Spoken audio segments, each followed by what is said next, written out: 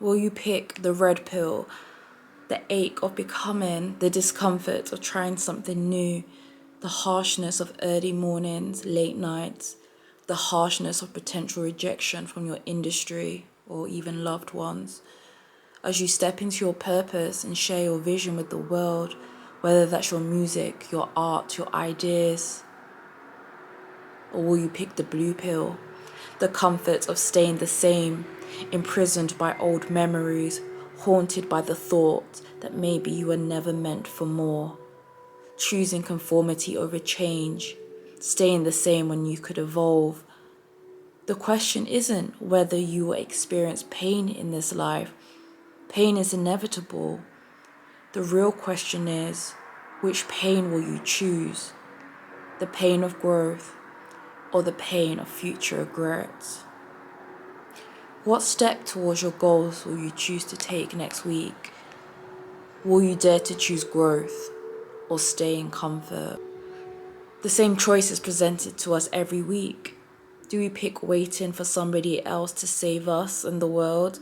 Or do we pick following and working in purpose, vision, and truth, no matter how hard it gets? I was reading newsletters that I sent to my community. I do free newsletters that are linked to my website, www.dieforartbynaomi.com. I like to just send whatever is pressing on my heart that I feel that people need to hear, even if they don't want to hear, because fear is a real emotion.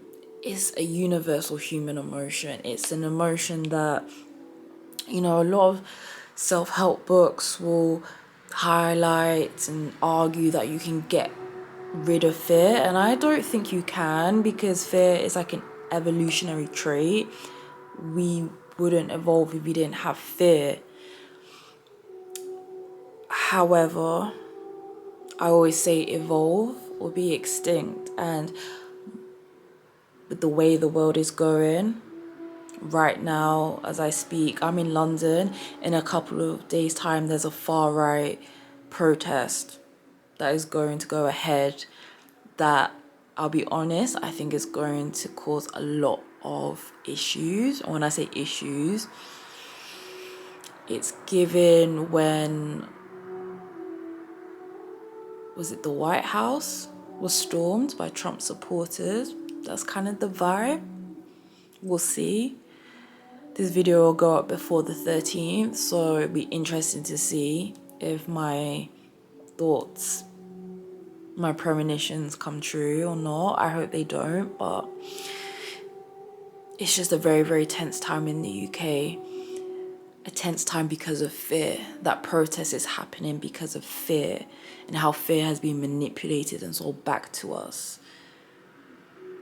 It's also consequently a time for those who understand what is going on, understand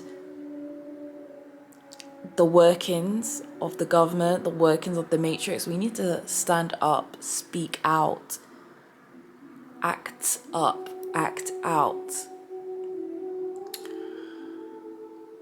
even if it's scary. And I know it's going to be difficult. Overcoming fear is hard. In the second chapter of my book, I talk about how the school system was really, I would argue, the first institution that purposely programs fear into us, made us want to conform, made us want to blend in versus standing out. A lot of people are too scared to stand out. They're too scared to show their difference because their difference has been weaponized and demonized. And I've spoken about this in my Jamaica vlog, part 1. Part 2 is coming out very soon, by the way. So if you haven't seen part 1, go check part 1. If you did see part 1, but you're not subscribed, make sure you subscribe so you see part 2, where we're going to be reflecting on Bob Marley's message of emancipation, and more particularly emancipation of the soul, emancipation of the spirit. Because this is actually what challenging fear is about freeing ourselves from the prison of our mind, because our mind, I would argue, when it comes to fear, we will catastrophize. We will think, if I do this thing, the worst case will happen, the worst outcome will happen. And it could be doing anything. It could be, look, I used to be scared of spiders. There was a part of me that's like, if I'm near a spider, like I would freak out. That was because like my mind was thinking the worst. I don't know what my mind was thinking now. I don't really mind spiders. Not crazy big ones, but yeah, I don't mind them. It could be bigger things that you have to face. Quitting your job. That's something I did beginning of this year. Well, actually it was like December 2024, but quitting my job, losing that security, having to bet on myself, scary thing. Something though that has been the best decision of my life, and that's also what I'm going to talk about more in the Jamaica vlog part 2. How I went from victim to a multifaceted goddess. And I say that very bluntly. A multifaceted goddess may sound ridiculous to some, may sound woo-woo to some, but for me, speaking your truth, that is overcoming the fear of judgment, the fear that people will misunderstand me. No, that's my truth. I have been picking myself. I've been picking brave yet scary choices, and seeing how they're actually the best decisions for my life. And knowing that if more people face their fear, it would be the best decisions for them. And not just for them, but for the wider collective, for wider society, for the wider world. I want to quickly end this video. Something that I would call her my mentor, Ife Korede. Ife Korede also has a newsletter. And in the newsletter, Ife Korede wrote recently, "This is your sign to stop waiting." Sorry, I'm trying to focus, get this camera focusing. There's what you thought you needed, and there's what your heart wants.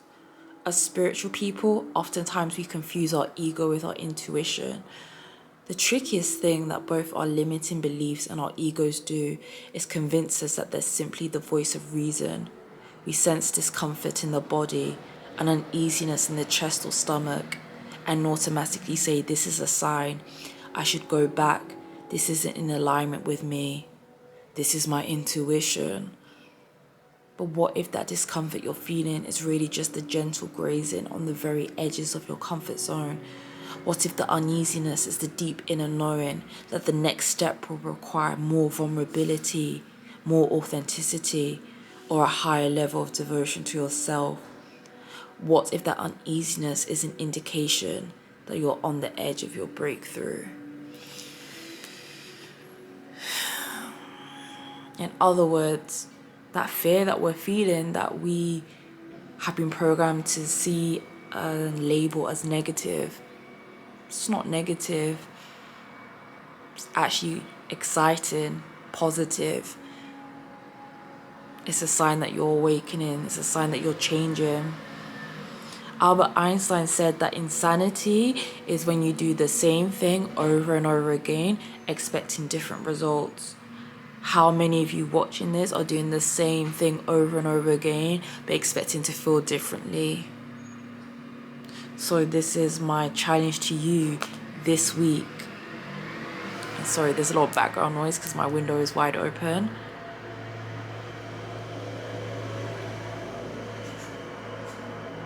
I'm waiting for the noise to end. This week, what pill are you picking? Are you picking growth, or are you picking comfort?